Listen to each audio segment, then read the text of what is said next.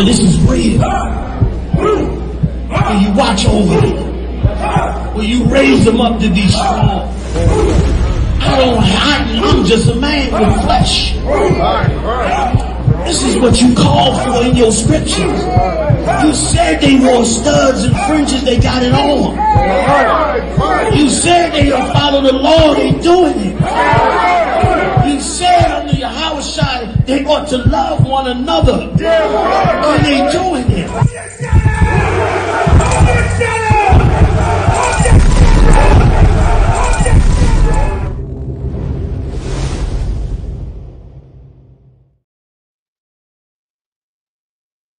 You're in front of the Israeli School, Universal Practical Knowledge, the Philadelphia Division, here at 3226 Cheltenham Avenue in Philadelphia. We're standing in front of the school right now, getting a description of the 12 tribe sign that's been painted by one of the brothers that was in the school: Judah, Benjamin, Levi, Simeon, Zebulun, Ephraim, Manasseh, Gad, Reuben, Naphtali, Asher, Issachar. Those are the 12 tribes of Israel.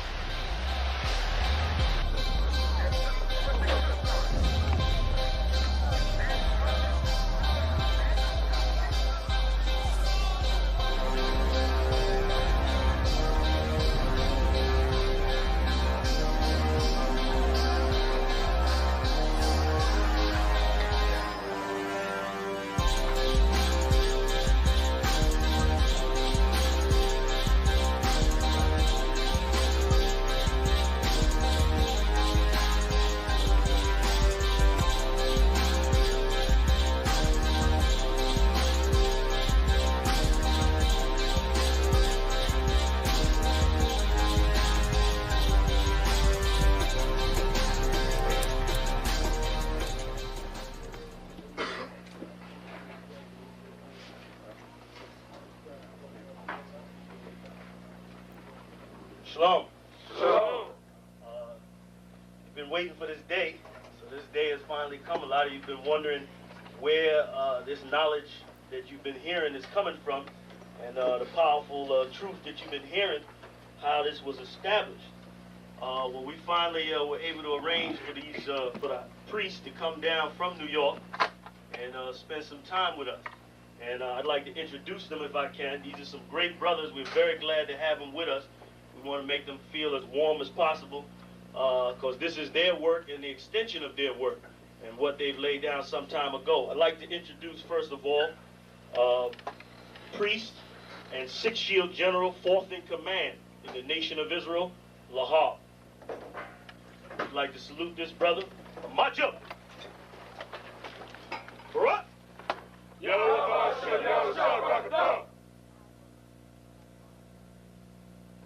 Yeshabiam, which means sit. And I'm going to turn it over now to Priest General Lahab. Come on, brother. I'd like to say this, starting off, we're very impressed at your school here, and we're very impressed to see that the brothers and sisters in Philadelphia think enough of the Most High and the Bible and the truth and your nationality to be a part of this, because most of the brothers and sisters are running from the truth.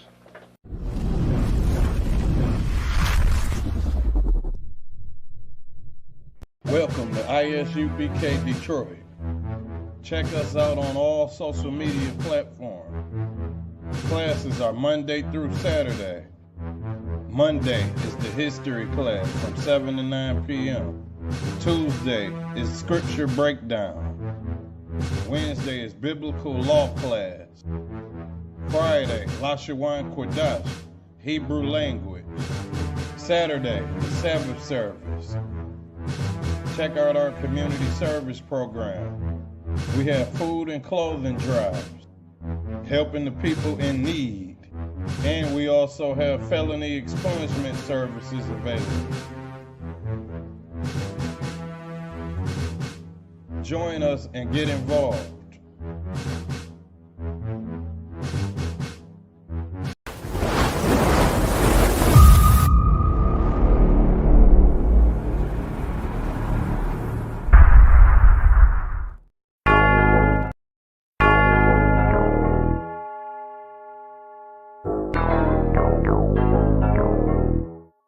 ironic.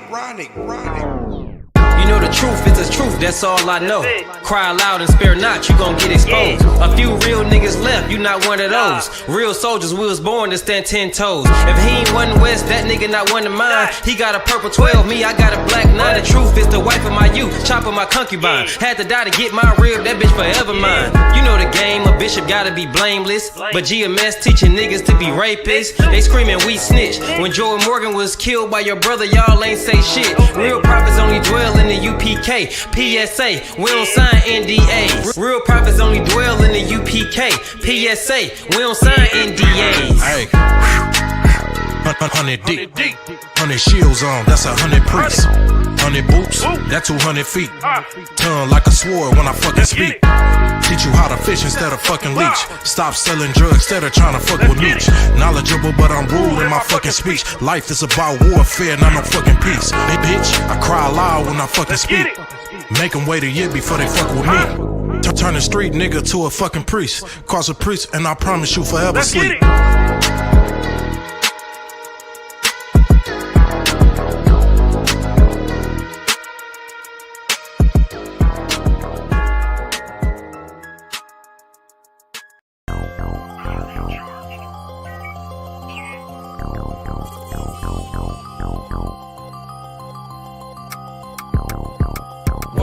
One West, that's who we are, nigga. One West. So who is y'all, nigga? One West. We want it all, nigga. That's who we are, nigga. So who is y'all, nigga? One West. That's who we are, nigga. One West. So who is y'all, niggas? One West. We want it all, nigga. That's who we are, nigga. So who is y'all, niggas? UPK soldiers got them killers with me. And I don't fuck with every spot cause it's too iffy. Real motherfucking prophet cause the Lord with me. But don't get that shit twisted, I got Drakes with me. Yeah, bitch, and that whole 50. Run up on me wrong, you gon' catch 60. Wait, you gon' catch 20. The other 30 for your homies, bitch, I got plenty. And I'll shoot this motherfucker till that clip empty. Taking orders from your bitch, you a fucking simpy. Shit, should be televised. The way I'm cutting niggas up, bitch, I'm a samurai. Niggas swear they in the truth, but telling hella lies. Stumping like you Greek, bitch, you Hellenized. The revolution gon' be televised. And what I see in my vision gon' leave you petrified. One West, that's who we are, nigga. One West. So who is y'all, nigga? One West. We want it all, nigga. That's who we are, nigga. So who is y'all, nigga? One West. That's who we are, nigga. One West. So who is y'all, niggas? One West. We want it all, nigga. That's who we are, nigga. So who is y'all, niggas? UPK soldiers lead cowards in awe. So fuck a gas stop, I came with 6 pumps in my car. My niggas ready to swing, we like kids at the park. So touch a chair around this bitch and we breaking your jaw. They think we Christian, but we not. Nothing about us is soft. I don't know what you niggas on, but that shit get you off. We booted up. We came to take zones for real. Black 40 under my garment, I be dressed to kill. Fourth dimension sit linger, I be fresh for real. Putting scripts on your corners, but these here ain't pills. We rock covers. You official if you know those drills. Bread and water, you official if you know those meals. Yeah, you niggas soldiers get rolled over. You got police in your pocket, I got a judge in my holster. Oppressors out to get us, so remain sober. Or be chained to them chains till there's nothing that remains of us. A cult leader like Christ, we got the same culture. I bang on them, tell my enemies the reign's over. I up the cig and keep pulling like a chain smoker. The game ain't changed, One West stayed the same on them. One West, that's who we are, nigga. One West. So who is y'all, nigga? One West. We want it all, nigga. That's who we are, nigga. So who is y'all, nigga? One West. That's who we are, nigga. One West. So who is y'all, niggas? One West. We want it all, nigga. That's who we are, nigga. So who is y'all, niggas? Niggas talking prophets, yeah, we got plenty. We the reason why it's Israelites around your city. Call Kazak, tells the rock, bring Shamar out. We about to slide on them, see what niggas talking about. Young dog think he wise cause he a Kim head. That shit lame, they didn't survive, nigga, Kim is dead.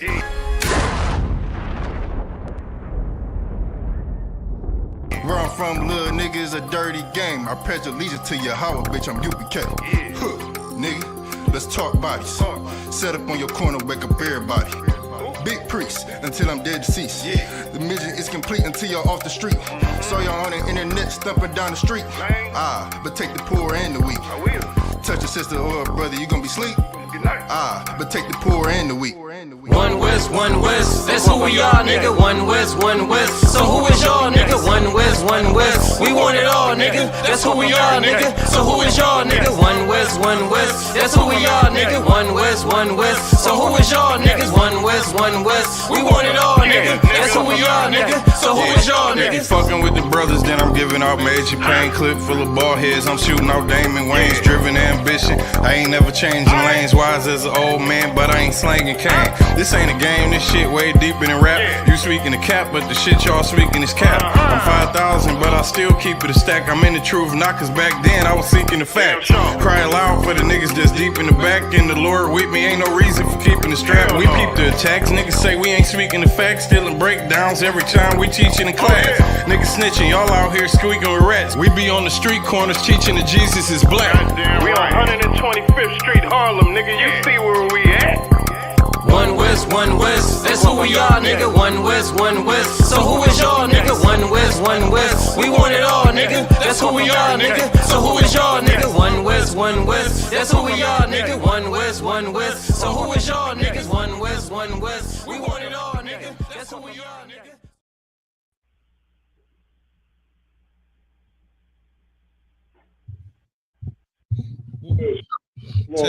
Test. Can you hear me, sir? What's going on? Can you hear me, sir? I can hear you too well. Can you hear me? Kind of, sir. Well, let's get this started. Shalom, Israel. Tonight is the Monday night history class, right? And we are the ISUPK under Commanding General Yohana, started 125th Street, 1 West. Been teaching this truth since 1969, telling blacks, Native Americans, Hispanics who they are and the truth behind who they are according to the Bible. We let them know that your history didn't start at the Trail of Tears. Your history didn't start at slavery. Your history didn't start being called wetbacks, things of that nature. Well, we trying to let you know, black folk, Native American folk, so-called black folk, so-called Native American folk, so-called Hispanic folk, is that you had a name way before this oppressor gave you a name, and it was something else. And the thing about it is that you were glorious right here in the nation of Israel. You were God's chosen individuals. You were God's chosen people. Tonight, you have my Ottawa, Officer Sharyawan, and myself, Officer Ahabawan. Sir, you got anything you would like to bring out to the people real quick before we get started? No, you too well, now. I'm just pulling the articles up on my computer. Slakia, sir? I'm just getting the articles ready on my computer. Okay, I'm ready to jump right into it. So tonight's class is, if you look at the name of the class, Black folk, Native American folk, Hispanic folk, is that our people saved Caddy, right? We're about to tell you how to, our people saved Caddy. Now, me personally, one of my favorite vehicles was a Cadillac, and I didn't understand that my grandmama had Cadillac, my grandfather had Cadillac, my great grandmother and my great grandfather, they had a Cadillac, and with them having a Cadillac, it made me personally, I like Cadillac because that's what Bourbons and Lacks. Y'all know what black folk get. That's what my grandparents drove. And when my grandparents driving the Cadillac, it was a vehicle of prestige, right? You wasn't getting no money, nigga, unless you had a Cadillac. You know what I'm saying? You wasn't riding in luxury unless you had a Cadillac, right? You wasn't doing your thing unless you had a Cadillac. And it made me look up and try to understand, like, why do black people, Native American people, Hispanic people desire, if you look at the Hispanic side, the brothers, the black folk will throw the rims on the Cadillac. The Hispanic folk will put the low rider on the Cadillac. our Native American brothers, you know, they ice that mug out. You see so many different designs, and you look like, dang, you can't even tell it's a Cadillac after they done jazzed it up.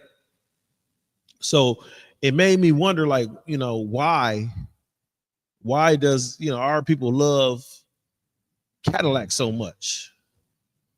And so we decided, you know, I was Shairon, my Ottawa, and myself, we decided to look it up. Like, why do we like Cadillacs? And not because of the luxury. Yeah, we like the luxury. We love the ride. You know, it got one of the best rides, one of the best feels. You know, we love the look of it. You know, you got everything from the L Dog, the Seville, the what's another one? The L Dog, the Seville. My favorite is the Escalade, right? And these vehicles are vehicles that represent luxury. These vehicles are vehicles that represent some of the finer things in life.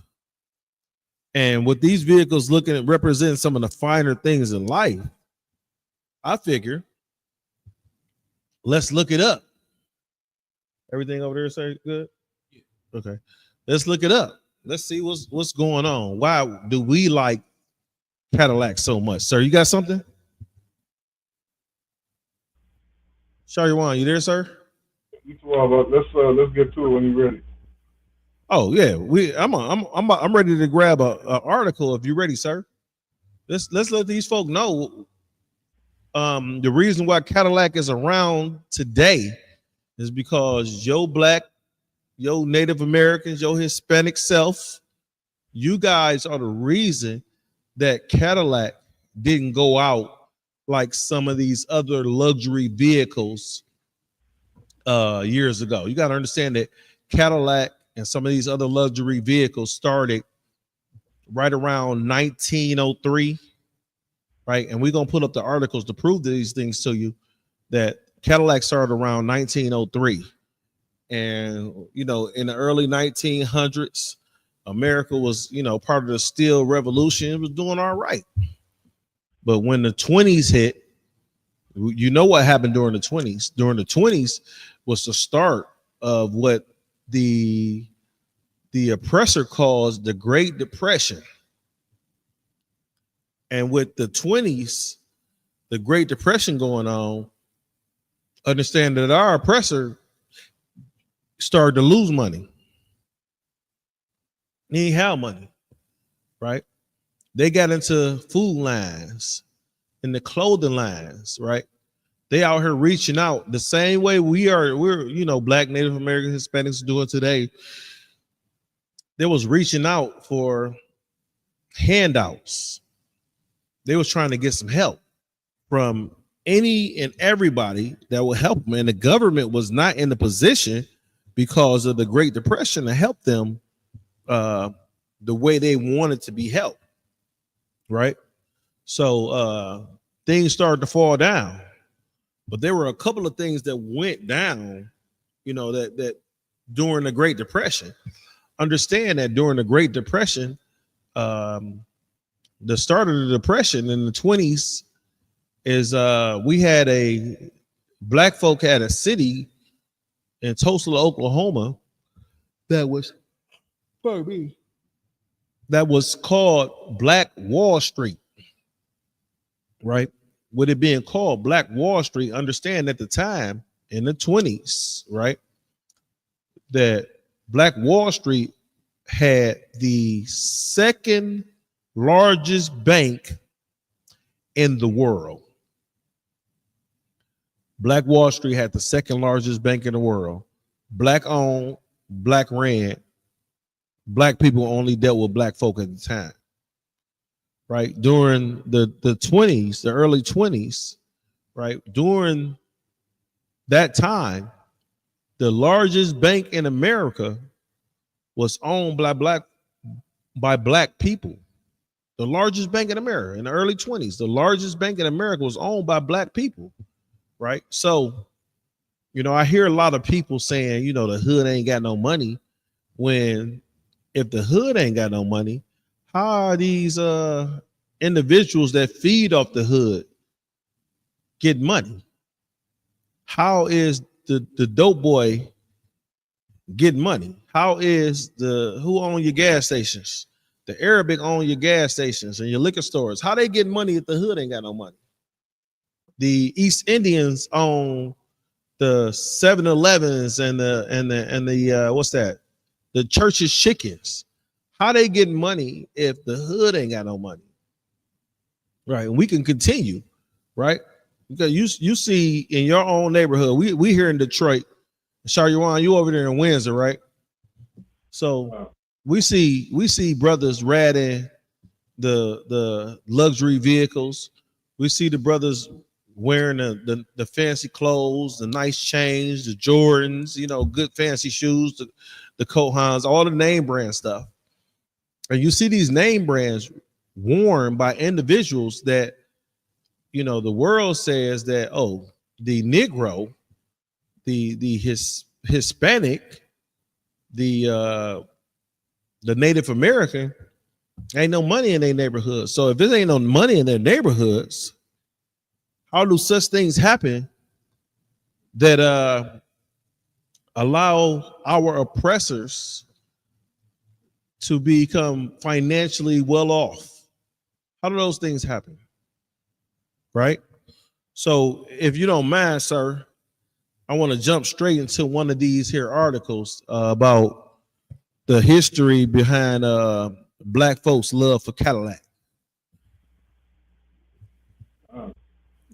So I'm gonna go ahead and pull that up real quick, right? I can pull that up on the screen. I got it. It's a push black. And if you need me to slow down or stop, sir, please say something.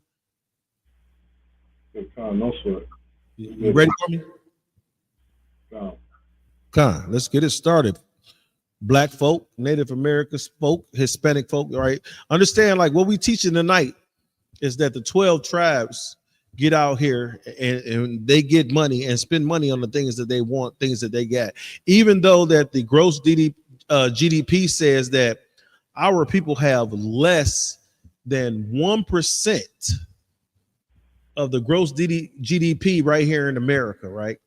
Right here in the world, our people own less than 1% of the gross GDP, right? And that GDP is the finances or the money that all the world makes, right? And with our people having less than 1% of it, what you have to understand is that if we have less than 1% of it, we're supposed to be the poorest of the poor, right? And it's not that we have less than 1% of it. That understand is that every dollar that comes to our community, we have to get out, we have to take that dollar and go get something from a community, from a people that's not of ours, right? And I'm explaining to you like this is that when we get out and get this money and when you go to work, you work 40, 50 hours a week. What you working 40, 50 hours a week, you bring that money in, that money come in, right? The first thing you got to do, you got to pay your utilities, right? You got to pay utilities. And what you paying utilities, who own the utility companies? Do a black man own utility companies? Do a Hispanic man own utility companies? Or does a Native American man own a utility company? We don't own them. So guess what? That money immediately leaves our neighborhood, leaves our community, right? So now you taking care of your house. In order for you to have a house, you got to get back and forth to work. To get back and forth to work, you either gonna catch a bus, catch a cab, or you're gonna drive. Right, sir? With catching a bus, catching a cab, or driving, who owns that money? Who owns that commodity? The bus commodity? Who owns the cab commodity, right? Or the Uber commodity? Or who owns the financial, who owns the companies that finance your vehicle to you? It's not black, it's not, Native American, it's not Hispanic. So that money leaves our community again. Cable, or what is it now? It's just streaming now. Right? So you got to be able to entertain yourself, the entertainment system. right? Even though we are the best entertainers throughout the world, we don't own these entertainment facilities, right? These entertainment companies. And I know what you're going to say. You're going to say you got individuals like Tyler Perry, they own something, but Tyler Perry don't own the majority. You know, you got Oprah got a network, but she don't own the majority, right? Michael Jordan owns a what's that? The basketball team, but he's not the majority owner of these things. So anytime we go to spend tickets at the basketball, spend tickets to watch football, our people are not the majority owner. With our people not being the majority owner, we don't own those commodities. Those commodities are shared with these people that oppress us, right? So that money, majority of that money going to their pocket, but our people are the face of it, right? Let me explain it to you, right? You got what's some of the hottest entertainers in music right now?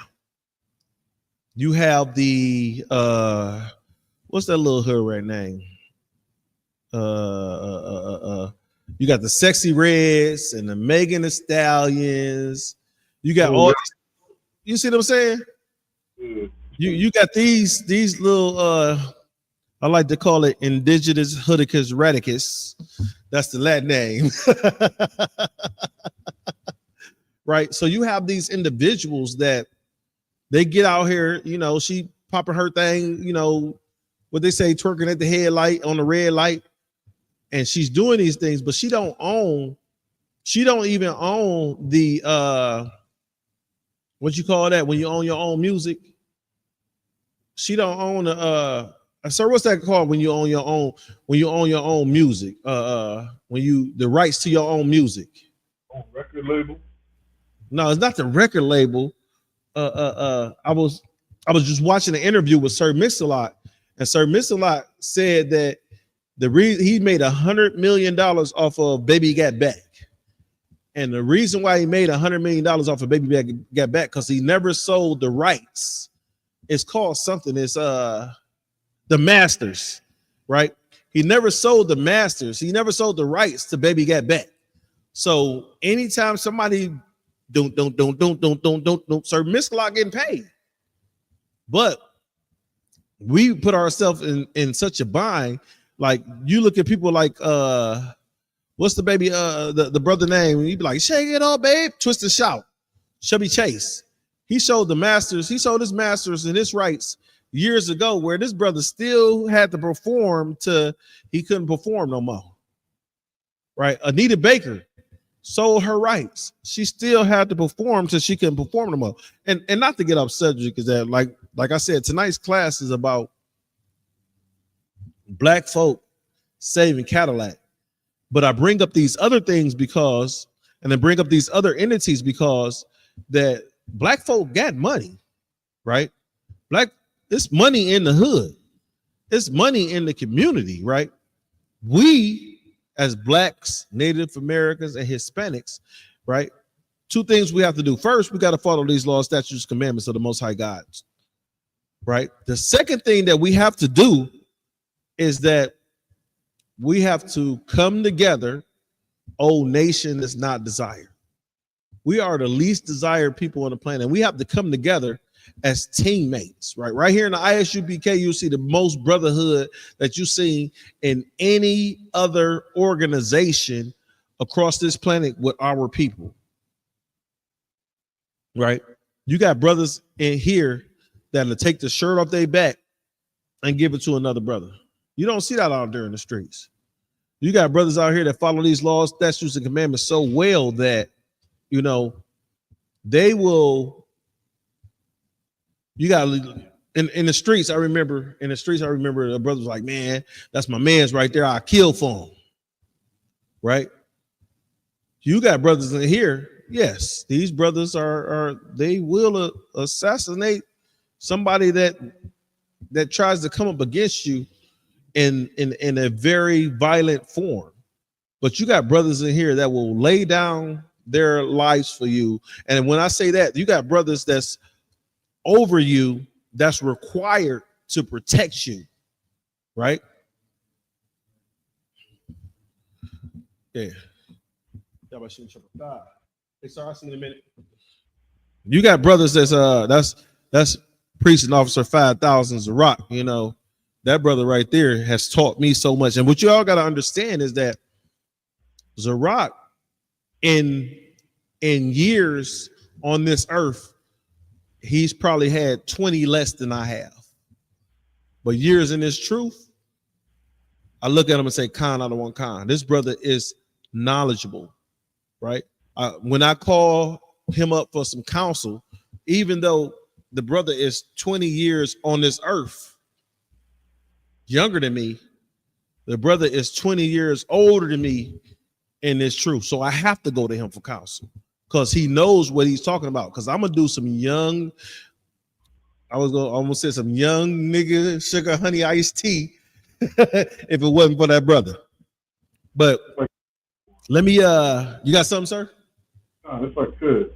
Please. What you're saying right now is so heavy. Could you grab Lamentations chapter 4 and verse 20? Because, you know, on that point of being able to go to the men above us, one, being able to go to, you know, mighty priests like 5,000 of Zarak. Like, these brothers have some serious knowledge. And what that knowledge is the wisdom of the Bible. They understand the scriptures a lot better than us young men. And they understand the importance of these scriptures. And everything you've been bringing up so far, you know, to that point, this is one of the things that we fail to do as a people, which is why we don't separate things like our finances. Hey, sir, it's Lakia, but let me do some adjustments real quick down here because you breaking in and out. So I want to make sure I'm gonna turn our system up, make sure I can hear you. Just give me 2 seconds, but continue, please, sir. It's Lakia. Yo, testing. If you can hear me, put a 1 in the chat. Testing. Sounding all right, everyone? Say it again, sir. Sounding all right? Yeah, you just sound you sound a little muffled. So I don't know if you're close enough to the mic. Okay, Shalak, if you could take over, give me 1 moment.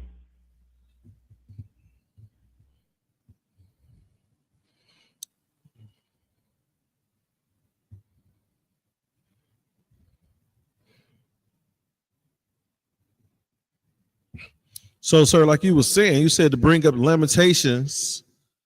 Hold on. Understand it's a new phone. So you said bring up Lamentations chapter 4 and verse 1? Yeah, Lamentations 4 and 20. Does that sound a bit better now? Yeah, that sounded a little better. You said 4 and 1 or 4 and 20? Yeah, Lamentations chapter 4 and verse 20. Con, sir. Yeah, so are you ready? I'll echo in the background, but yeah, go ahead and read that verse because, like I say, one of the problems we've had as a people, like you've been bringing out, is, you know, we might be somebody like a Michael Jordan or Oprah Winfrey. We have all these funds, we have these, you know, all these riches and wealth, but, you know, we're pouring it in to the wrong people.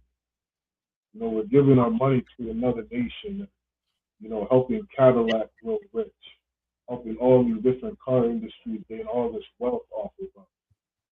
You understand what I'm saying? And brothers like Zarak, you know, they have the wisdom of the Bible. They have the wisdom that the Most High says is greater than any wisdom on earth.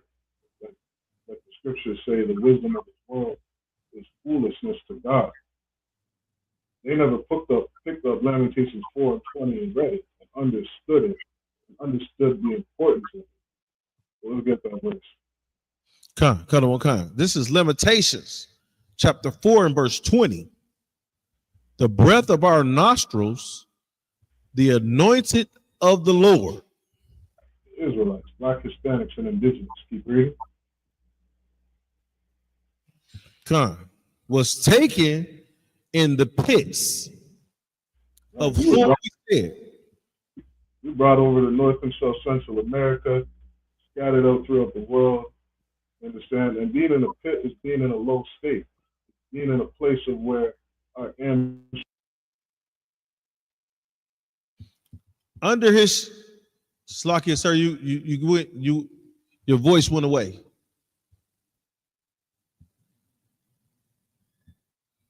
We can't hear you, sir.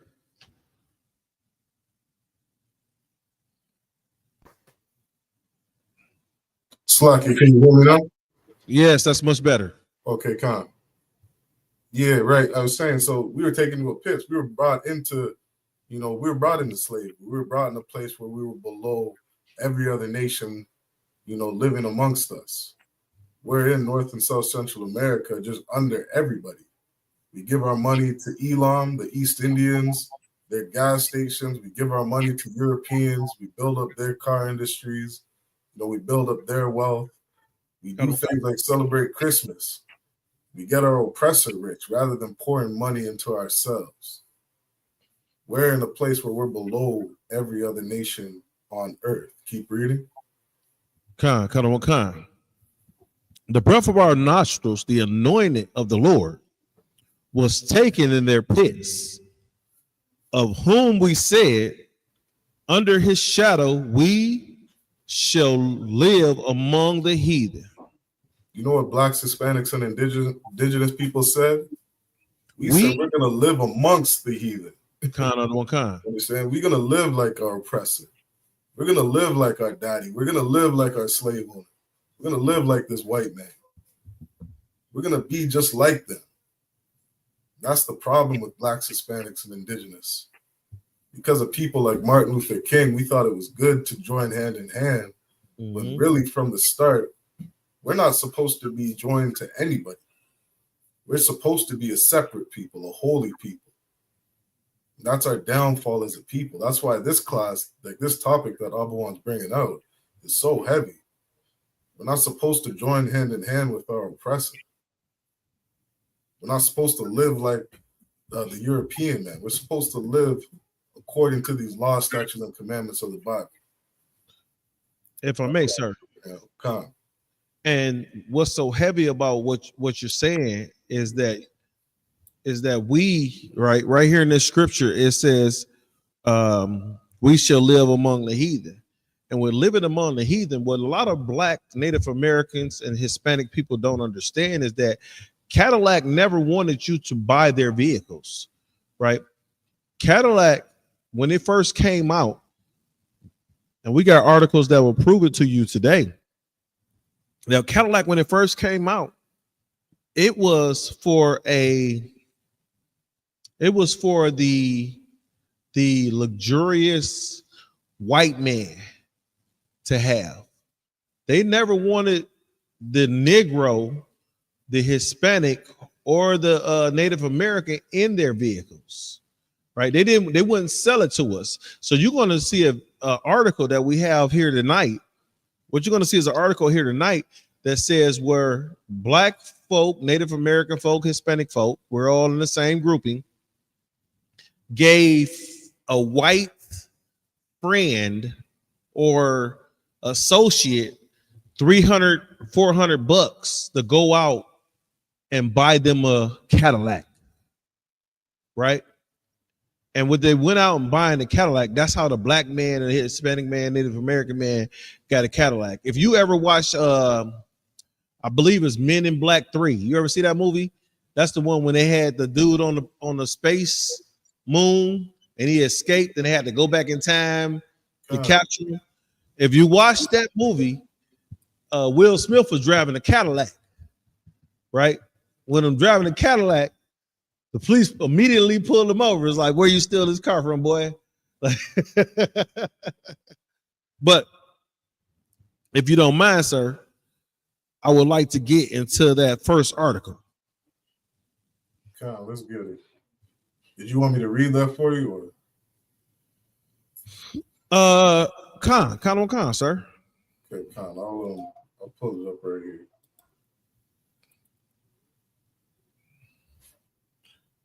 You know, the one I want to jump into is the history of it's the push black. I got it, sir. If you want me, I got it. So okay, this is no sweat. This is the history behind black folks' love of Cadillacs, right? This is written by Leslie Grover Taylor, January 29, 2024. That's earlier this year, black folk. Black people in Cadillacs may seem like a match made in heaven. Think about that. It's a black people in Cadillacs may seem like a match made in heaven. Right, you have so many artists, so many rappers, so many individuals talking about, they Cadillac this, they Cadillac that. But the company once gave us hell. Cadillac hit the market in 1902, but was recognized as a luxury brand, but wasn't recognized as a luxury brand until 1909.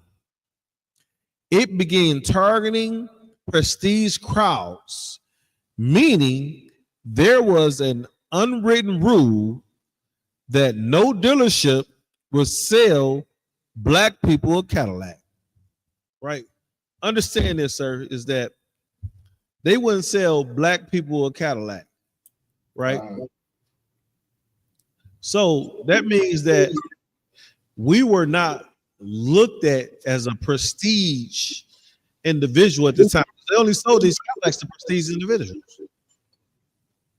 right? So the Bible speaks about us being the dust of the earth, right? And with us being the dust of the earth, still in 1909, when Cadillac became a prestige luxury vehicle, right? Our oppressors still looked at us as dust of the earth. Sir. Yet the cars were popular because they were excellent rides. Understand that Cadillac has some of the smoothest rides. You got Cadillac, then you got the Mercury and stuff like that, but they're all beneath Cadillac.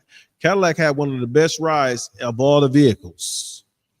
Any black person who wanted one had to buy it from a white person or pay a white person to purchase one on their behalf. So what changed? Can I ask you a question, sir? You ever owned a Cadillac? You ever wanted one? I was always happy with the cheap car. It must be slightly different. I like the wood grain. I don't see my aunties, uncles, grandmas and cousins all with Cadillacs. My grandmama had a Cadillac, and the only person, like I got my license at 16.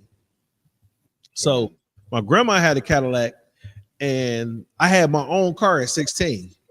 So when any of my other cousins would want to use her Cadillac, she wouldn't let them use her Cadillac. The only one she would let use her Cadillac was me. But I had to give them my car in order to use her car. And it worked out in the beginning at first, but like my cousins, they was drinking and getting high and smoking and stuff like that. I'm like, I didn't want my car to smell like that. So I was like, Grandma, I ain't about to, keep letting them use my car so I can use your car. I just won't use your car no more. Right?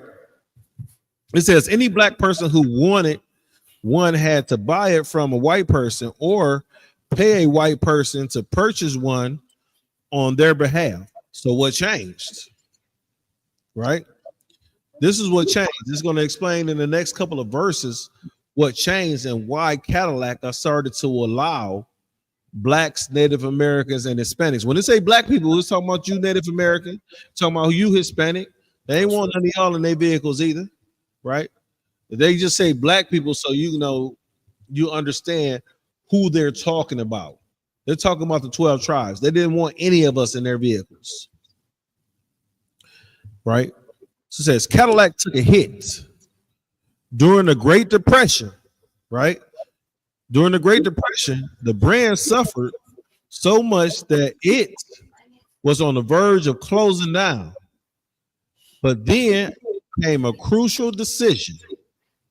So understand, Cadillac started in 1902. Right. 1909, it became a luxury brand. 1920s was during the Great Depression. It's about to fall down. It's about to go away. You got companies, and another article is we're going to explain to you. Like you got companies like Hudson. Hudson was a brand name. It was a greater luxury vehicle than Cadillac. Studebaker. I don't know if you remember the Studebaker. If you had a 1945 Studebaker right now, it'd probably be worth close to $500,000. If you had one of those Hudsons, probably worth like $750,000. These are old school luxury cars, right? I like old school cars. Now me, I got a 70 Money, right? I was talking to Captain Quam in California about it because that brother got some cars, and them brothers down in Houston, I can't remember his name. You know, they got the cars. They put those things on their cars where with the on the rims. You see the rims where they got the pointy things on the rims that go like 5-6 feet from the car. I ain't styling like them brothers just yet, you know. But them brothers got some cars, you know. So it says in the 1930s, the company realized prestige wasn't based on whiteness. Dang. You hear that? Wow. The company realized that prestige was not based on whiteness. It was based on green. Wow. And anyone who had the money for a Cadillac was sold one. That's heavy. Yeah, because it's like you only understand who Esau is through reading the scriptures. God. You know, and we understand that this man is, the most greedy man on the face of the earth. And he loves his money. And it's like he can't stick to his own principles when that dollar sign comes in front of him. I was gonna say that, sir. Because you've seen it happen. You've seen it happen, time after time after time again, right? Like the wrestler Hulk Hogan, he was using, he was calling us niggas back and forth, and his daughter ended up hooking up with a black guy, and the black guy was a nigga till he found out the black guy had some paper. Now this is black son-in-law, right? So Esau will change his mind over $1 immediately, right? Esau will sell his kids for $1. You've seen it happen when these, during slavery, when a sister get pregnant by Esau, he was selling them kids. It's about $1, right? He'll sell his daughter by that white woman because it's about $1. Esau is about the almighty dollar. And that's why the scriptures say the love of money. Now, the love of money is the root of all evil. That's the scriptures say that, but it don't mean you can't get no money. So don't think you can't get no money. But when you start to do all type of wickedness, when you start to do all type of disgusting matters to get money and keep money, right? You starting to see that type of wickedness come out now. With the P. Diddy parties and the Boosie parties, you see that these individuals are doing anything for a record label, a record contract. You know what I'm saying?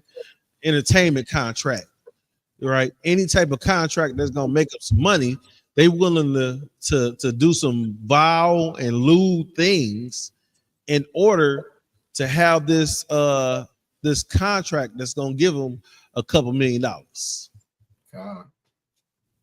And Esau is so wicked that he'll do whatever disgusting thing in order for him to make money. You look at I don't know if any of you, I don't know if Israel, y'all watched the what was that? Remember that Nickelodeon?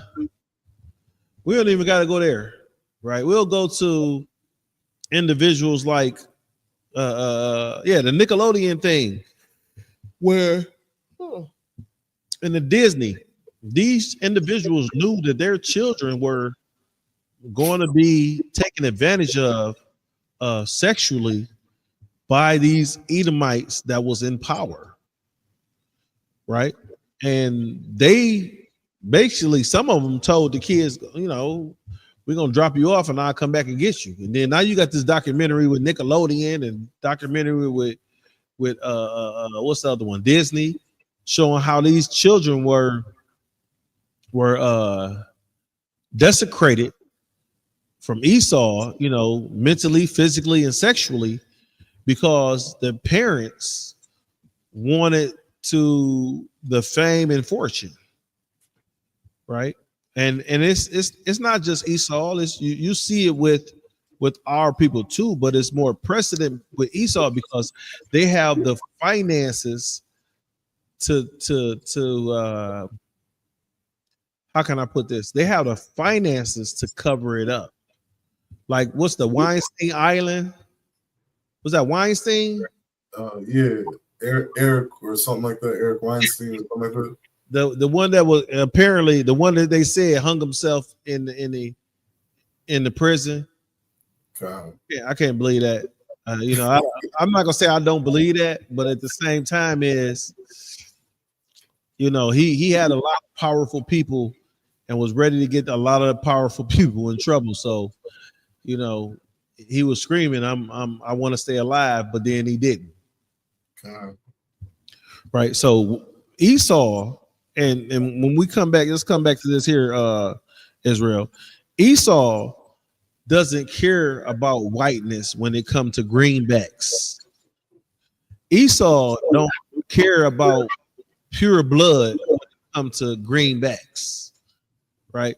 All Esau care about is getting your money, and if he can get your money, he gonna get it one way, or he gonna finesse you out of it, or he gonna pull that sword and rob you from it, sir. God. So let's get back to the article. In 1930s, the company realized prestige wasn't based on whiteness. It was based on green. And anyone who had the money for Cadillac was sold one. And buy Cadillacs, we did. He said, and buy Cadillacs, we did. Now watch this. That's right. Black, Slocky, sir. Black celebrities, teachers, social workers, and others purchased so many Cadillacs. There in the industry myth that black folk kept the brand from closing. And market research show our dollars are still keeping the brand rolling as we prefer Cadillacs to other luxury cars. Right? We prefer the Cadillacs to other luxury cars, sir.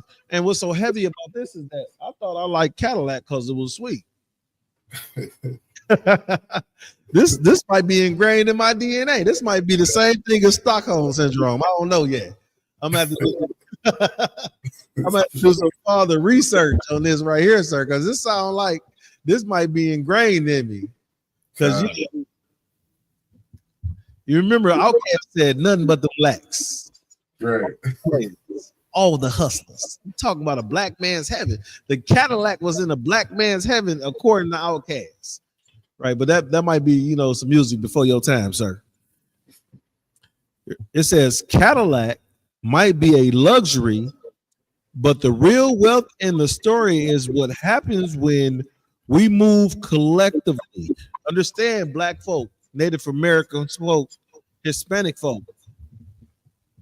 With us moving collectively and buying these vehicles, we save this brand.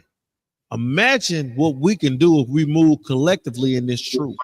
Imagine what we can do if we move collectively in any movement that we wanted to do. Imagine if we move collectively under Command of General Yahya, because he got the blueprint. Imagine if we move collectively under Command of General Yahya. Sir, you got something?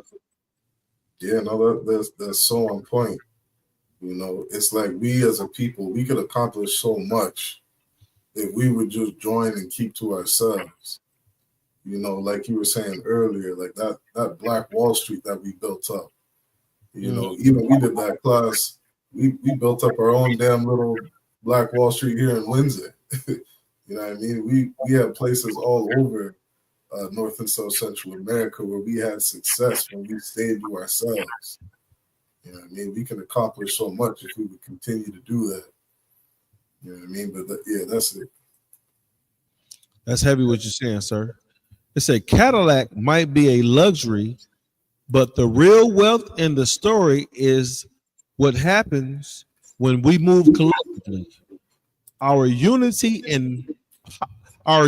is powerful. Anything we decide to make happen will happen. So why not turn our potential efforts towards our liberation? Right. And I wanted to bring it, you know, that's the first article, sir. I'm not going to continue in this article, but what I wanted to say is that there are things that if you look at it,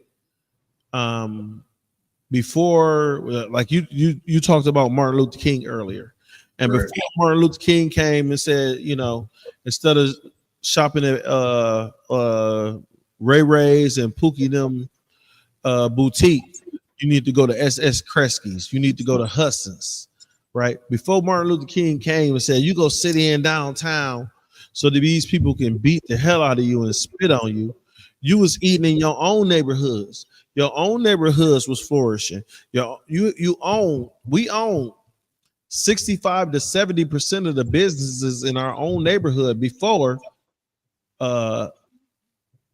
Martin had a dream. That's right. Right? Before Martin had a dream, right? And imagine if we were able collectively to save Cadillac, what could we have done to Pookie Shop? What could we done to Ray Ray Shop? What could we done to K&G around the corner? You know what I'm saying? What could we have done to these different individual places that were operated by us? Right? I remember my favorite clothing line when I was in high school was FUBU. You remember FUBU? Yeah, that was one of my that was the FUBU things going up. Yeah. For us, by us, the four brothers that started the FUBU line, right? Yeah. And they started the FUBU line, and when they sold it, it went from FUBU to FUBU Collections, and it didn't have the appeal that it had at FUBU. I got a pair of FUBU gym shoes right now that's look brand new because I only wore them a few times. I had an ex that she didn't like me to wear them because it was old. So, these shoes are comfortable, but what I'm saying is this, sir, is that these are instead of buying the Gucci, I bought the FUBU. Right.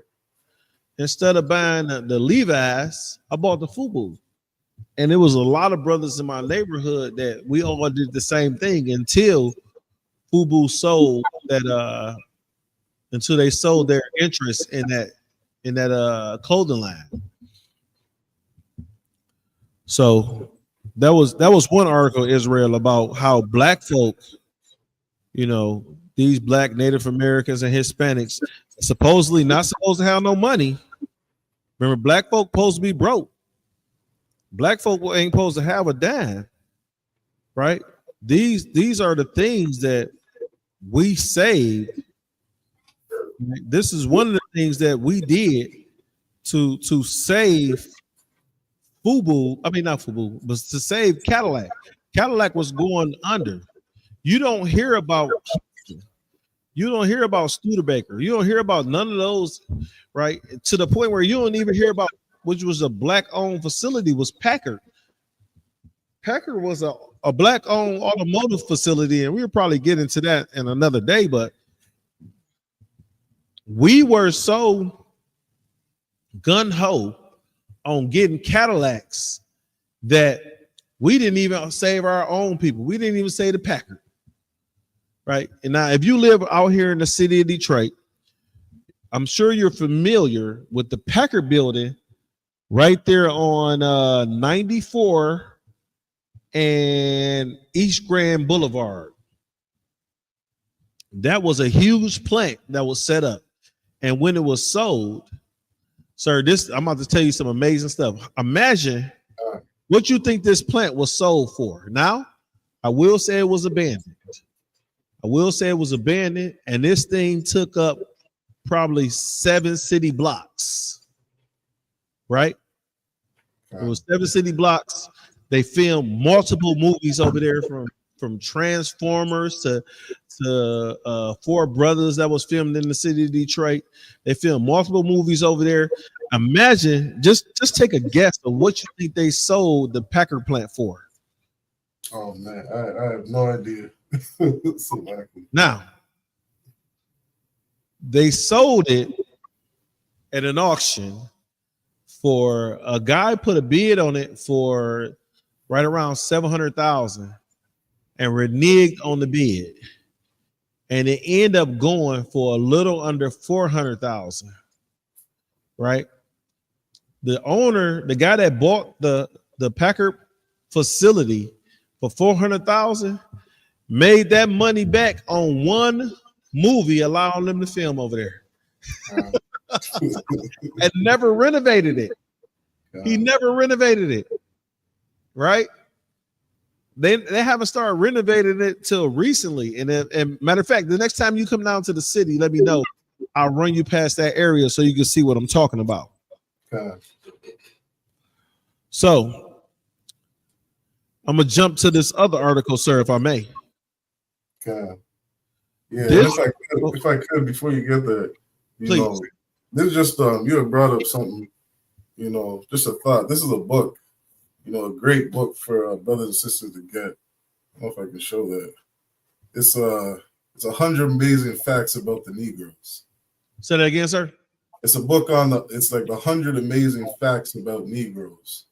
Ooh-wee. And it's like, we got to understand as a people, we do not we can thrive and create anything we want if you just leave us alone. You understand? Like, we don't have to join hand in hand with our oppressor.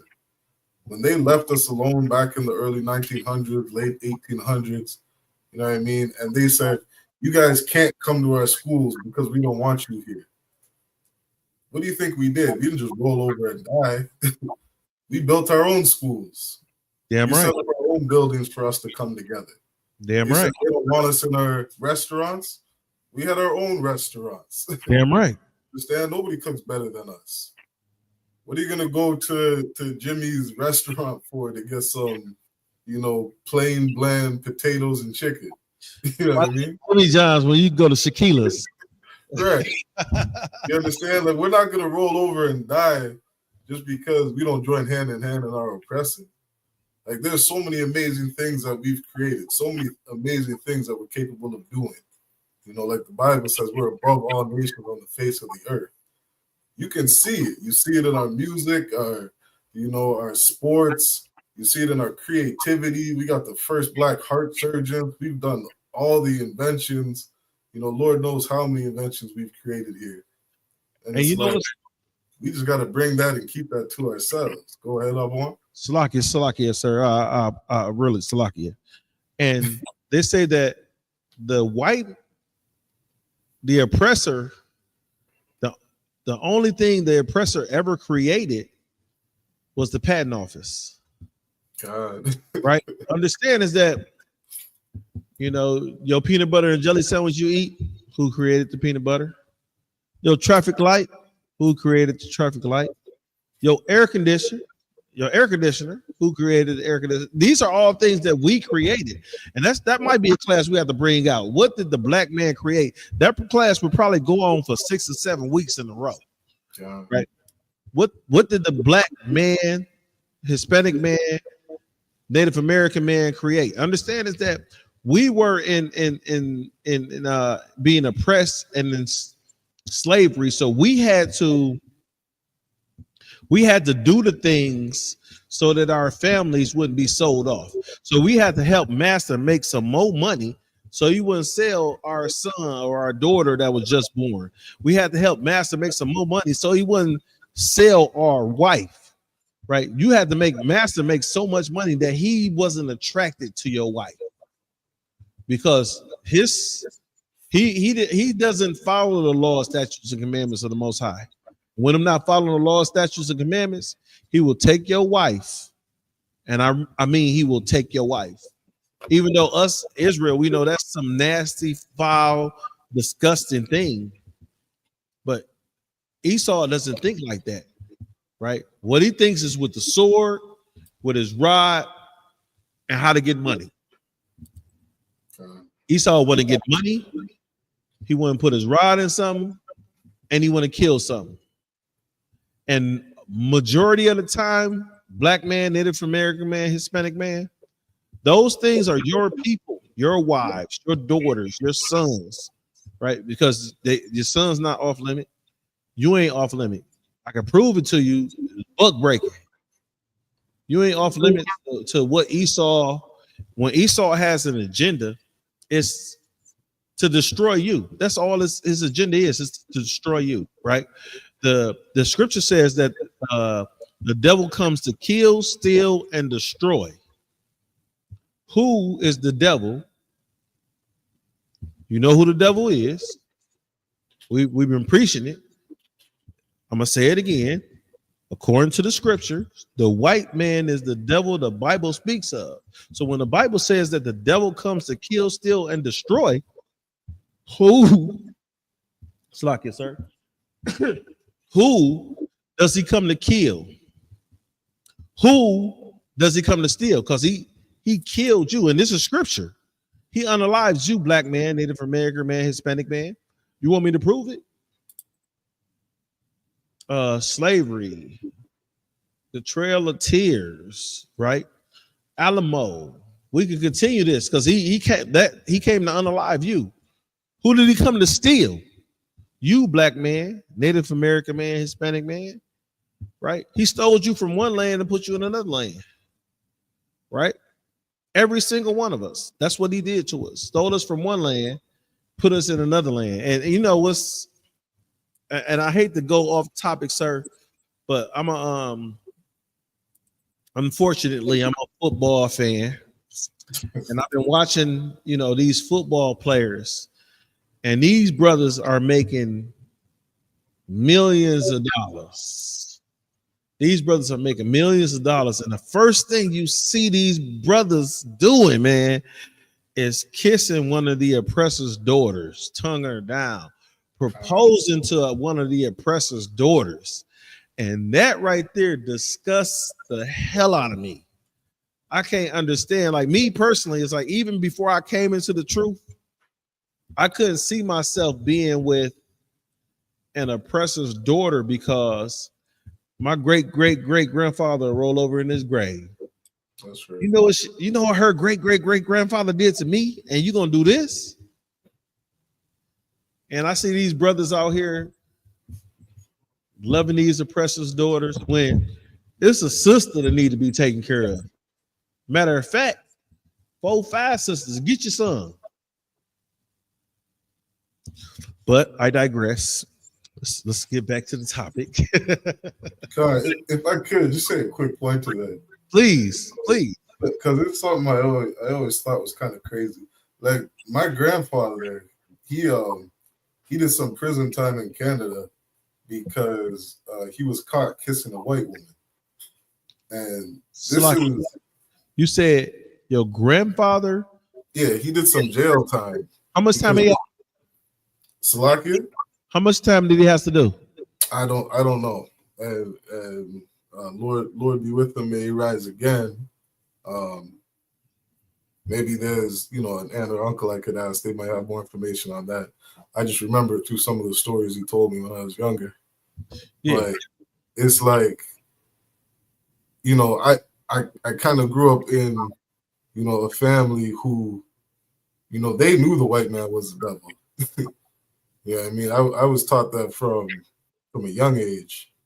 And, it always kind of pains me to hear Blacks, Hispanics, and Indigenous speak about slavery like it was so long ago. Speak about some of these crimes like it was so long ago. Because I used to, just walk around the street thinking like, your grandparents hate me. Your grandparents can't stand me. Your grandparents were calling, my aunts and uncles niggas and spics and so on and so forth growing up. So it's like, it's not so far removed from us to where it's like we can't relate. You know what I mean? I hate to always hear like, these things happened so long ago. So many of these things are happening today. You know what I mean? But yeah, that's all I wanted to add. Can I ask you a question, sir? Go on. Define so long ago. Right? And the reason why I asked you this is because what happened so long ago? You know what happened to me so long ago? Adam and Eve received, the breath of life. Sarah and Abraham were married, and right. Yeah, those are the things that happened to me, that happened to our people so long ago. 200 years is not that long ago. I understand this is that I'm closer to 50 than I am 40. You see what I'm saying? Well, me being closer to 50 than I am 40, right? 200 years ago, right? I've lived a quarter of that already. So 200 years ago to my people was not so long ago. We just buried my aunt who lived to be a little over 100 years old. That's right. You see what I'm saying? So 100, with her age and my age, 150 years wasn't so long ago. So if you look at 150 years from now, we in 2024, right? 100 years ago was 1924. That's right. And 50 years before that, we had it was just the Emancipation Proclamation. We were just being signed in the 60s and 1860s. We were just being allowed to be free slaves, because we think about it, we were still slaves. We were just free slaves. Remember, that's what they called us, free slaves. And it says you are now free. But then our people were still being oppressed. So what's so long ago? What do they?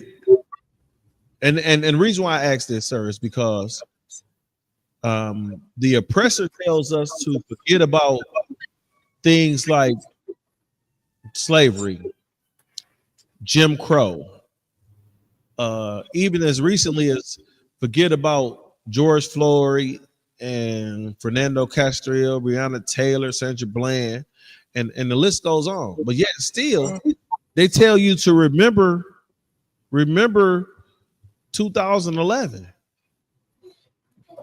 They remember. Do you remember what happened in 2011? Yeah. The World Trade Centers. They tell you to remember the World Trade Centers, and then I think that was Bush that was in office. He went over to these Middle Eastern countries and killed and unalived everybody. That's right. And he said, remember that. If I may, did you ever grow up watching karate movies? Did I grow up watching karate movies? Yeah. God, yeah. Yeah.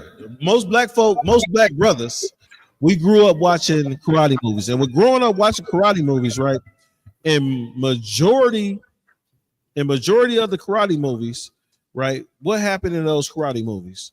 Somebody's father was offended or unalived, and the son had to go and take vengeance for his father. God. Right? Or the grandson had to go and take vengeance for the grandfather, or the great grandson, because if the father was unalived and the son was unalived, the great grandson had to go take vengeance for his great grandfather. Right? And these are the things that happen in those movies, right? And we watch them faithfully. We watch them faithfully. And with those things happen in those movies, us as Black, Native American, Hispanics, we don't see the same thing. We'll take vengeance out on our, our brothers and sisters because, oh, you killed my homeboy, now I'm about to come shoot your whole neighborhood up. Right? You killed my homeboy, now I'm about to come unalive everybody that's on O Block, or on 53rd. That's what they do. I'm about to go unalive everybody on 12th Street because y'all killed unalive one of my homeboys. But when it comes to the oppressor, when the oppressor killed Salaki, when the oppressor unalived George Floyd, where was his sons at? Everybody around the world marched. I didn't see his sons. I ain't hear nothing about him. I don't even know if he got something. You see what I'm saying? Right? Think about this. Even in these the karate movies we used to watch, if the man that was unalive didn't have sons, he had nephews, and his nephews will come get together and bring vengeance and respect to the family. Right? You see that with the mafia. Right? They have to bring respect to the family. Now, listen here, Black man, Native American man, Hispanic man. I'm not telling you to go out here and unalive somebody because they killed your brother, your uncle, your sister. I'm not telling you that, right? But what I'm saying is that we never possess the mindset, right, to avenge our people, right? Look at it, because if we possess that mindset to avenge our people, we wouldn't celebrate things like Thanksgiving, Christmas, what's that? Independence Day, sir. You understand what I'm saying? We wouldn't celebrate Independence Day. Now, here in America, Independence Day was written on July 4th, 1776. Right?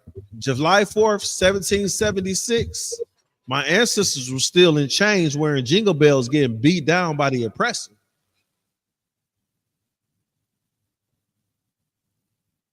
That's what happened to my ancestors. And the reason why we bring these things about, because it's history, and we're not trying to jump off the subject, but all these things coincide together. And the reason why they coincide together is because our people will immediately fight for another people and not for themselves. Our people immediately, we desire Cadillac so bad that we saved this company from going bankrupt when we could have put our money together, bought the company, and been selling black folk Cadillacs. Your Cadillac would have came off the showroom floor with the flows on it, You see what I'm saying? Because we jazzed it. Yeah, you put a couple black engineers and black designers in there. That's what would have happened, right? That's another story. That's what happened when you bring out the 442. But when you start to bring out, you allow our people to be the salt of the earth. You start to see the jazzier things in life, if I could put it like that, sir. Right? Yeah, we like Cadillac, but if you understand that the Cadillac is nice, right? Whenever you see a Cadillac, me being a Negro, I prefer the Escalade. I like trucks. Right, and sir, you seen my truck. I like trucks, so with me like trucks, I prefer the Escalade if I was to get a Cadillac. Right, I really don't like the sedans. I really don't like the coupes. Right, me personally, I prefer the Escalade, and our people help turn Cadillac around. I have another article, sir, if you want to hear it. Let's get it. All right, so look here. This article is African Americans Save Cadillac, right? And this is in the Cedar Sinai, written by Mabra Holyfield, July 11th, 2019. And it reads, at the turn of the 20th century, the automobile entered the American scene. During the period was a proliferation of cars. Now there's a picture of Memphis business owner, Mr. Mabra Holyfield, right? There it is right there. It says during a period that was a proliferation of car manufacturers in 1903 alone, 53 companies came into existence and 27 went bankrupt. Now understand, these were companies that went bankrupt because they didn't have the support of you black man, you Native American man, you Hispanic man. Over the years, numerous models were introduced that were now a distant memory. Look at this, the Studebaker. Understand, if you had a Studebaker right now, you would have easily $500,000 on hand. The Hudson, the same with the Hudson. If you had a Hudson on hand, you would have some money. These are high-end vehicles that are rare. And with them being a rarity, these are $500,000 to $1 million vehicles. So the Studebaker and the Hudson came to mind. But the Cadillac, introduced in 1903, is still going strong. However, at one point, it was also on the chopping block, but was saved at the last moment. The Cadillac was General Motors' top of the line and most expensive product. Still to this day, it's the top of the line, one of the most expensive products. But the Great Depression of the 30s caused the automobile market as a whole to shrink drastically and the luxury segment to virtually collapse. In 1928, General Motors manufactured 1,709,763 vehicles, of which 41,172 were Cadillacs. By 1933, GM production went down to 779,029 total vehicles. That year, only 6,736 Cadillacs were sold, a decline of 84%. Damn. So anytime a vehicle or anytime a business declines 84%, that business does what, sir? Yeah, they go out of business. They go out of business. Anytime you lose 84% of your either you lose 84% of your sales or marketing or anything like that, you go out of business. Cadillac was losing so much money that it was obvious that the management was going to pull the plug. A meeting of the GM executive committee was called just to do that. During that meeting, a man named Nicholas, I can't even enunciate that, Drystad, who was Salakia? Something like that. Yeah, something like that. Nicholas, whatever the hell his name is, was not invited. He was not invited. Now, right there, why wasn't he even invited? Let's find out. knocked on the door and asked to be heard for just 10 minutes. Drystad was a gifted mechanic and had been put in charge of GM service department nationwide. Drystad stated that he had a plan to make Cadillac profitable in 18 months. So understand this, what he said, he had a plan to make Cadillac profitable in 18 months. When you're in the automotive industry, I've been in the automotive industries for the last 20 plus years. But when you're in the automotive industries, what happened is they have what's called an ROI. And with them having what's called an ROI, it's called a return on investment.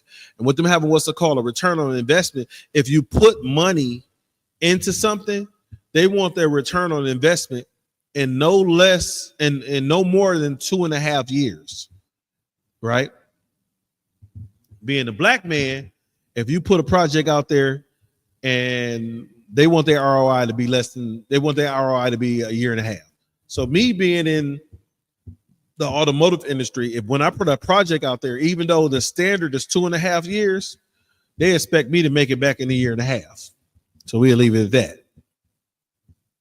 While traveling around the country visiting service departments, he had observed a significant number of African Americans in the service department at Cadillac dealerships.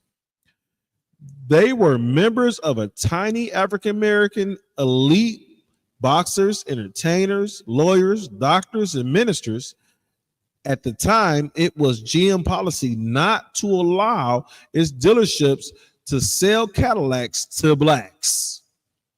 Right? They want you black folk to be a part of this prestige, I'll say prestige driving club, because that's what it was when you were driving a Cadillac, right? GM felt that it would be good for GM felt that it would not be good for their image of their luxury brand, right? Drystad found, yes, sir.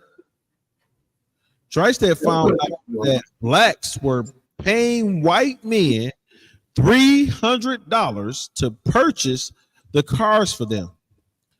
Drystad urged the executive community to go after this market. Why should a bunch of white men get several $100s each when the profit could go to General Motors? Now, earlier, sir, you spoke about Esau and his money getting tactics. You said Esau, right? We said Esau would sell his daughter for a couple of dollars. So Esau said, "You niggas can't buy Cadillacs," right? But then he found out you niggas is paying for Cadillacs. So what did Esau decide to do? Sell you niggas Cadillacs. You got something, sir? Yeah, it's crazy that, you know, as a people, we go and support businesses like this. You know what I mean? Like something I hear Cap Cox's say all the time, like, you know, we really got to support each other. We have to. We really got to put our money into our people, support our music, you know, support our clothing line, you know, support whatever it is we're trying to build, because it's like we're sitting here giving our money to this devil right here.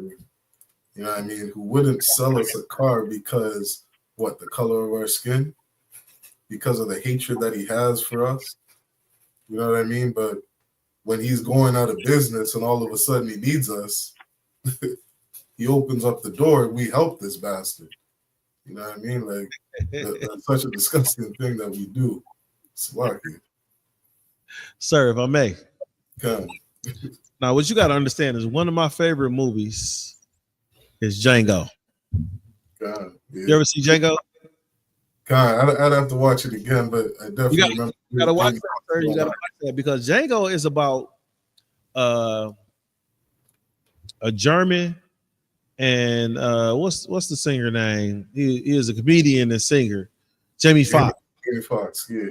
So when they spoke to this this guy called Calvin Caddy,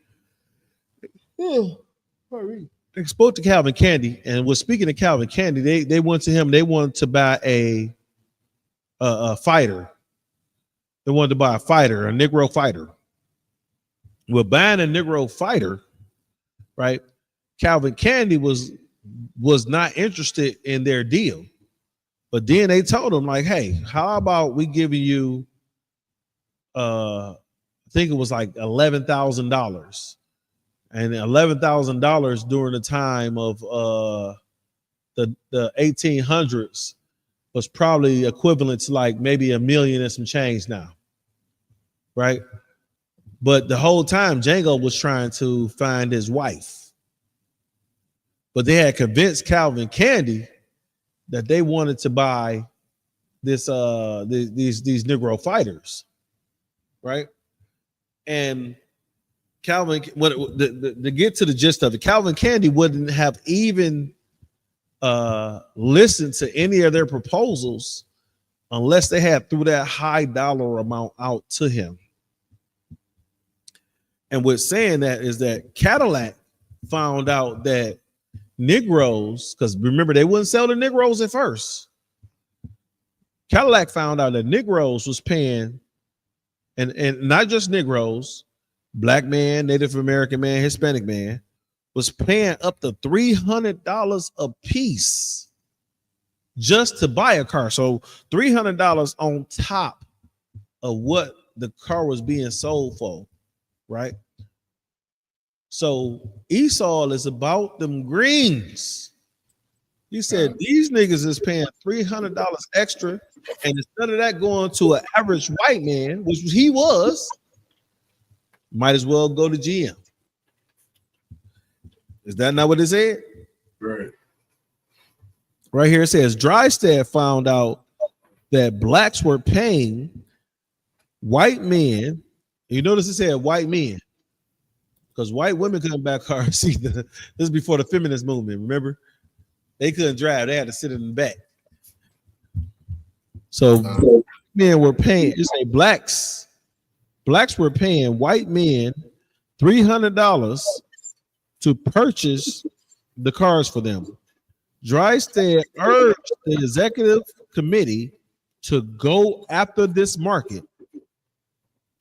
Why should a bunch of white men get several $100s each when the profit could go to General Motors? The board brought its reasoning, and in 1934, Cadillac sales increased by 70%. What happened when your sales increased by 70%? What the kids say? Bowling. He said increased by 70% on June 10th. On June 10th, 1934, Drystad made head of Cadillac division. This dude went from mechanic to the head of the Cadillac division because he said, sell cars to niggas. Said, obviously, the purchasing power of African Americans had saved many corporations, not just Cadillac, many other corporations. Hopefully one day we will use the purchasing power to save major corporations owned by us. We ain't there yet. When have we used our purchasing power to save corporations owned by us? God. You let me know when. Yeah, Salakia. It's, I always hear people, speak about how they don't want to support each other because, black, like, we're always too expensive or something. You know what I mean? There's always some reason or some problem with our products as to why they got to go to the white man, you know what I mean, to make all their purchases. When it's like, had we done this right here to actually help build up our companies or save our companies and pour our money into our people, you know what I mean, it would create better options. It would create better products. It would, we'd be able to invest in, better products and, you know, having different ways, creative ways to make better products. You know what I mean? What's that called? What's that word? RMT or something. But basically where it's basically where, you know, people you know, like come together and make better ideas, you know, to build a company. Slovakia? Like continuous improvement? Yes, yeah, but stuff like that. You know what I mean? Like, had we actually poured money into our own companies, you know what I mean, we wouldn't have any problems. We build up a company like this. We build up fucking Cadillacs, Slovakia. Like, imagine the different things we could do. What would happen, sir, if blacks, Native Americans, and Hispanics said, we're not buying another Cadillac? That company would fall now. If black, Native American, and Hispanics say, we're not buying another Gucci bag, right? If blacks, Native Americans, and Hispanics say, we're not buying or we're not renting another house that's not owned by our people. We go out and do our research and find houses that's owned by our people. What would happen to the American economy then? And I'm gonna tell you what would happen, because blacks said, Native Americans and Hispanics said in the Rosa Parks area said, we not riding another bus. And it shut the bus line down. Right? It almost bankrupt city buses. Because they said, we're not riding another bus. You told this sister she had to go to the back of the bus or give her a seat up to an oppressor. We ain't riding another bus. Right? And then what happened is that the oppressor's like, we need you niggas to get back on the bus. Please, niggas. Please ride the bus. You see what I'm saying? They needed us to get back on the bus. So what if, right, under Commanding General Yohana, the general say, we buying this, we doing this, and we not doing that. And every single one of us, blacks, Native Americans, and Hispanics, follow his lead. What would happen to this America? You see what I'm saying? It would collapse overnight. In the industry, that means Commanding General Yohana has the authority and the power to shut down he will have the power and authority to shut down any industry, right? He say, black folk, don't buy another Cadillac, right? Matter of fact, don't buy another General Motors vehicle. So now all of a sudden we all, you know, and I say General Motors because I like my GMs, y'all. You know, I don't own, you know, I like my, you know, sorry, one, I keep a GM. But if the general say don't buy another General Motor vehicle, I got off sexy. I like, you know, sexy soul too. She gone, right? You know, I like my truck. I had to sell her. She gone now. And guess what? I wouldn't shed a tear.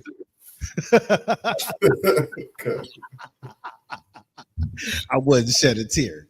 I wouldn't mourn. I mean, what prophet was that when his wife died and the Lord told him not to mourn at all? Oh, that was that Jeremiah? I'm not sure. No, that was Ezekiel. That was Ezekiel, wasn't it? Ezekiel, like, don't even mourn. God. Like deuces. Like, that's some gangster stuff, bro. The Lord, Most High God, is a gangster. And Israel, you got to understand that we serve a man of war. We serve a gangster. He told us, let's get back into this right here. Yeah. This is easier than what the Lord is. So it says, please. You know, just last thing, you know, I wanted to add, if I could, you know, and that's something that Esau, our oppressor, understands too. Like they always speak about what's one of the main ways to grow the GDP or have economic growth in a country. And they always speak about how important it is to have consumer spending. You know what I mean? Like, it's not just Cadillac, you know, that was against black people. You know what I mean? It's every white person that owned a business. Damn right. Like it wasn't just Cadillac.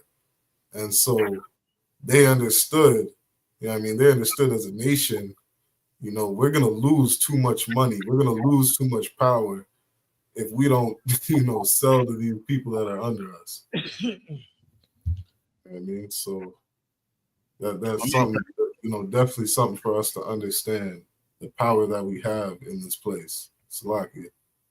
And if I may, sir, Go ahead. What you gotta understand is, right, let's do a role reversal. What if Orgy Mike would have said, don't buy nothing else from another oppressor, right? Till they give you your due diligence. He couldn't say that because he was too busy trying to have, you know, his feel of the oppressor's daughters. But what if he'd have been just righteous enough to say, no, I'm not gonna keep filling myself with these oppressors' daughters. What I'm gonna do is I'm gonna tell my people that we're not buying another thing from y'all, right? We're not buying another, we're not going to SS Kresge's, we're not going to Hudson's, right? We're not going to these cities. We're gonna go down to the mom and pop shop in our neighborhoods, to the stores in our neighborhoods, the dealerships in our neighborhoods, and we're gonna put our money into our community, right? Understand is that we own 65 to 70% of the businesses in our communities. When Orgy Mike got out there and told us to you know, sit down and get busted in the head and be nonviolent. Right. The Bible says that God is a man of war. When have you seen a man of war sit down and just get busted in the head and spit on?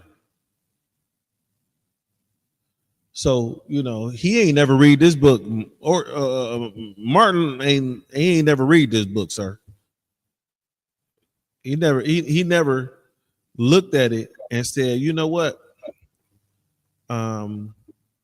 And I can't say, I'm not gonna say he never did. I'm gonna say when he realized is when he said that I believe I led my people into a burning house. Right. That's when he finally realized that he was leading us into some I'll say some bull. Okay. Right. So, sir, we got one more article that we may not be able to make it through. And I think this is an article that speaks about remember I was saying that the Packard plant on in Detroit used to be black owned, right? The Packard plant in Detroit used to be black owned. I think this is the article that speaks about it.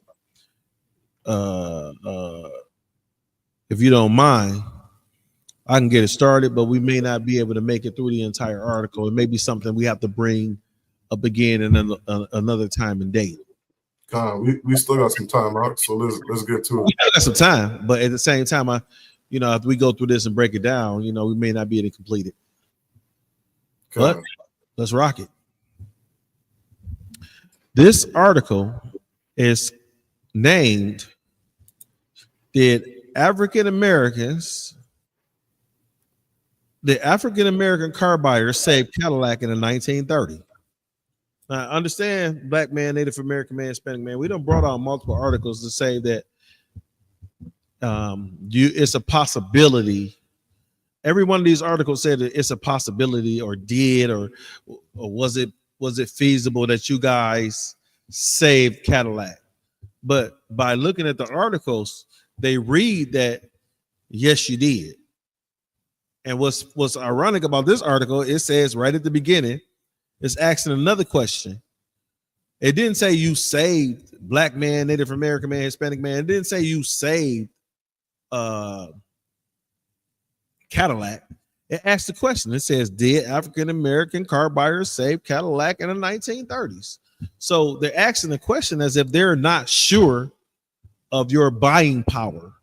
but yet and still they understood what your buying power was way back in the early 1900s.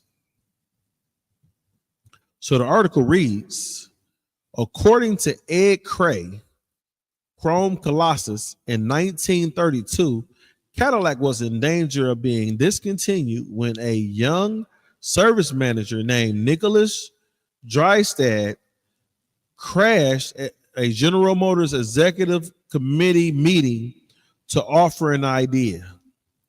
Drystad had noticed that a large number of Cadillacs were owned by African Americans, were bought in for service, even though the corporate policy was not to sell them cars. He proposed that Cadillac could boost sales by cultivating African American buyers, right? This is the same thing the other two articles said. That Drystad was like, hey, sell to these niggas. Niggas buy cars and they buy luxury cars. Sell to them. And you know what this remind me of? Like I was saying, sir, is that one of my favorite movies is Django, right? So the white man must have seen a black man in that Cadillac and was like, who's this nigga on that nag? So you got to see the movie, man. You know what? I'm disappointed, sir. No, so like I watched it. It was just long ago. I don't remember exactly all the parts. Yeah, I watched this movie probably close to 1,000 times, sir. You know, like what's one of your favorite movies? You said, what's my favorite movies? I said, what's one of your favorites? One of my favorites. Oh, maybe like Training Day. Training Day. I like Training Day. You know, one of the things I didn't like is that it took him to get an Oscar to play a bad guy. You know, niggas always got to do something. Like they gave him nominations for that. They gave him nominations for what's the other movie? American Gangster, right? So they gave him nominations for these movies when he played a bad guy. But you know, really, one of the movies that he should have received what I believe is that what he should have received the nomination for was Antoine Fisher, right? Let's see. Now I'm a movie buff, so yeah, I never got into movies like that. So like, yeah, we'd be like Black Cisco and Ebert and shit. Yeah.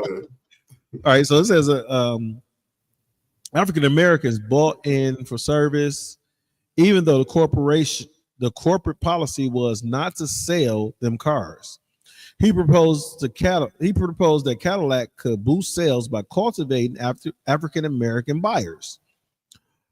Marbra Holyfield, 2019, wrote that these African Americans were boxers, entertainers, lawyers, doctors, and ministers who had been willing to pay white men $300 to purchase cars for them.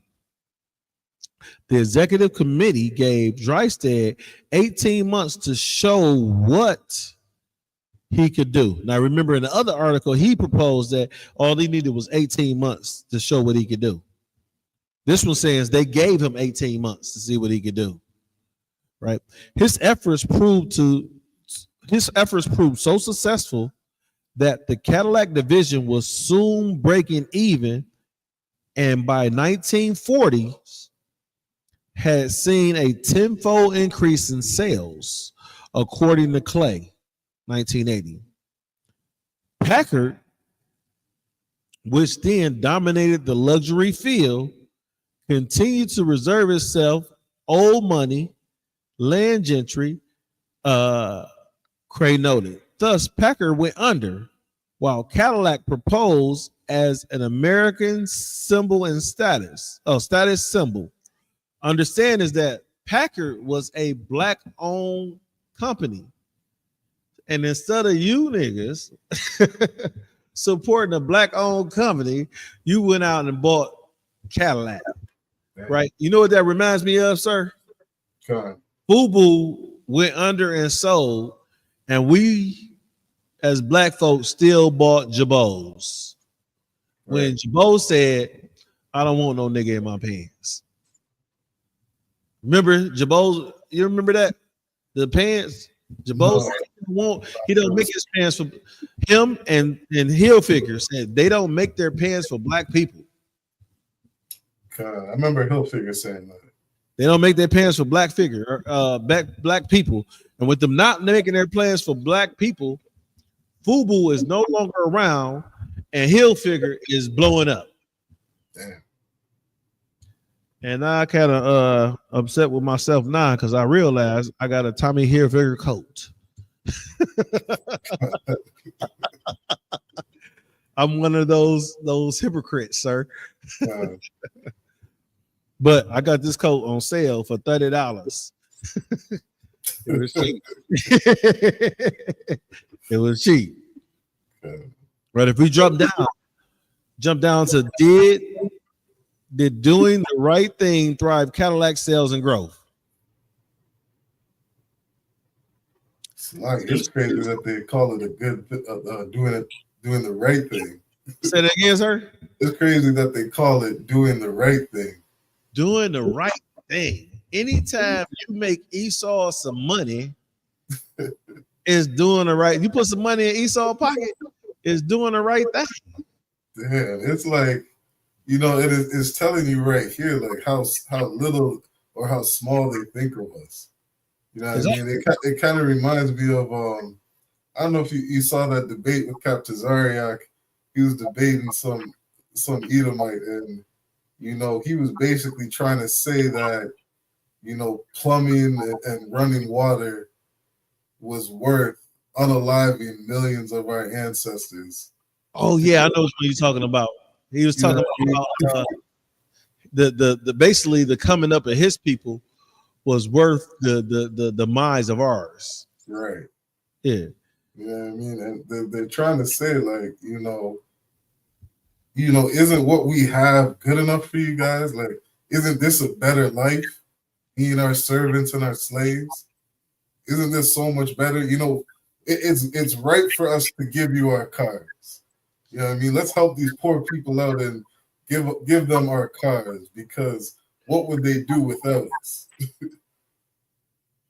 What would you do if we didn't beat your back, unalive your children, and take every dollar out the neighborhood? God. Right. Y'all don't know what to do with money.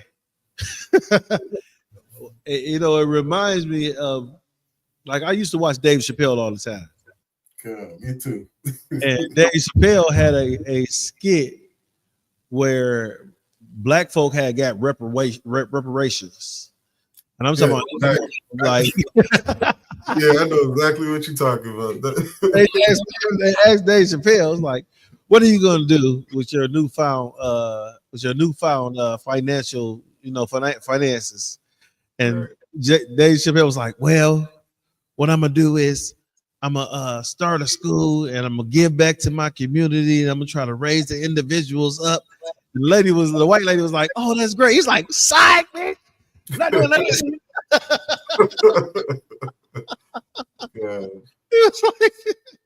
But that's how they want us to be. They don't want us. And what's ironic about that, sir, is if you think about it, that these rappers, these entertainers, these basketball players, football players, there is clauses in their contract where they're not allowed to go back to their the neighborhoods they grew up in. Right. They're not allowed to go back to the neighborhoods that they grew up in. And the reason why they're not allowed to go back to the neighborhoods that they grew up in is because they might invest. We know that they might invest in their neighborhoods, but the Esau put in his contract that, oh no, we don't want you going back to the neighborhoods that you grew up in, because we don't want you are a commodity to us. We don't want you to take a chance of something happening to you and you dying. I mean, you being unalive. And with what you don't understand is that they have so much insurances and protections on you that they prefer for you to be unalive, because they're gonna make 100 folds of what you was worth while you're alive. Right? So imagine I'm a big time rock star, whatever it may be. Right? I came out the hoods of Detroit, and you a big time rock star. You came out the hoods of where you from, sir? Because I know you moved to Windsor, but you were staying somewhere else before that. I moved around a bunch of times, but before Windsor, I was in Toronto. So you came out the hoods of Toronto. I came out the hoods of Detroit. We together. We rapping, get money. They don't allow us to go back to our neighborhoods where we grew up at, is because they say that we don't want you guys to be hurt, unalived, or anything like that in your neighborhoods, because you are a commodity to us, and we don't want to lose out. When they have the amount of the insurances where if something was to happen to us, they will reap a hundredfold on their investment for something to happen to us, right? And what's so heavy about that is that means that the only reason why they don't want you to go back to your community or your neighborhood is because you may do what? You may get other young men not to start to listen and do some of the silly things that they do to hurt themselves. You may get other young men not to sleep with another man's wife. You may get other young men not to get people to bust each other over the head for some Jordans or some starter jackets or whatever it used to be. I remember my growing up, I had a homeboy that had a starter jacket, and he was like the only dude in the neighborhood that had a starter jacket. Went to the bus stop, somebody tried to rob him for a starter jacket, and they end up firing a gun at him and hitting him fatally and unalived him for the starter jacket. And when they caught the guy, they asked him what he said, I was trying to steal his jacket, but after I shot him, the jacket had a hole in it. So it was like, wow, you killed this guy, you unalived this guy for a jacket that you ruined. And now he ain't here no more, and you ain't here no more, right? So it's some heavy things that's going on, sir. You got something? No, not keep going. So we got about 2 minutes left. With us having 2 minutes left, Israel, what we're gonna say is that I'm Officer Abawan. I'm with my Ottawa Officer Shairan out of the ISUPK, right? And we're under Commanding General Yohana, 1 West 125th Street, started in 1969. We teach Black, Native Americans, Hispanics who they are according to this Bible, right? And what we teach them, understand this, is that tomorrow is our scripture breakdown class with our captain, the head of Detroit, Captain Hadariala, right? He run Detroit. If you have any questions, right, about these scriptures, tomorrow will be the day to bring them and ask our captain any scripture, anything you want to know, Israel. He's going to break it down for you. Any questions you have, any things that myself and my Ottawa can't answer, he knows the answer to, right? With that being said, Yahweh Ba Hashem Yahweh Shai, Rakatha to the brothers, Yahweh Shemar Latha Hashem Yahweh Shai to all the sisters. Sir, you got anything? It's 12 class to water for bringing out that information. I mean, definitely stay tuned in with us. Make sure you like, share, subscribe. All right, the water for everybody being tuned in. And that we say shalom. Shalom. Pay your tithes. Pay your tithes.